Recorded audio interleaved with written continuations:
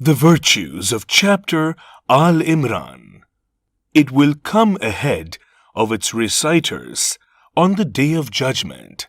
It intercedes with Allah for its reciters on the Day of Judgment. Al-Nawas ibn Sama an al-Kilabi, Allah be pleased with him, said that he heard the Prophet, peace be upon him, say, on the Day of Judgment, the Quran and those who used to live by it would be brought together. Al-Baqarah and Al-Imran would come ahead of all.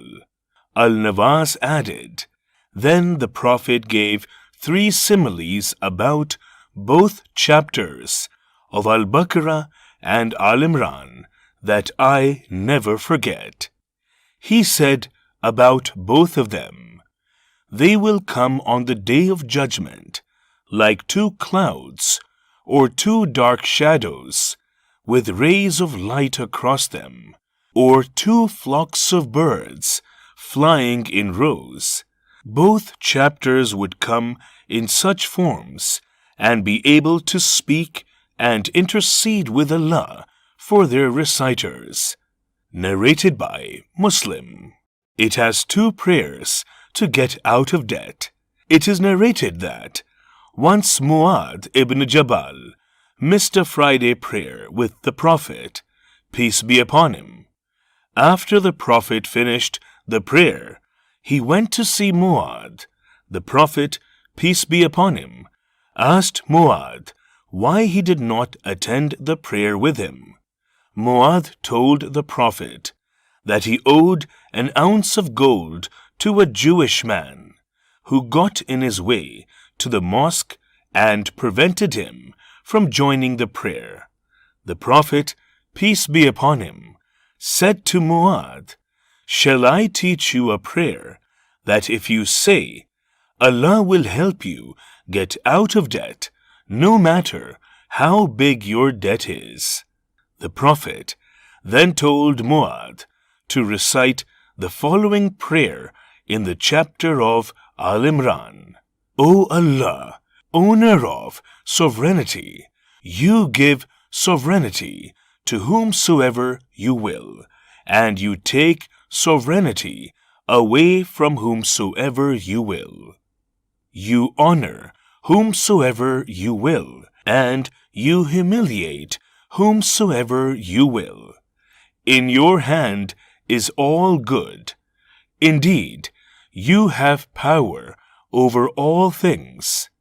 You merge night into day, and day into night.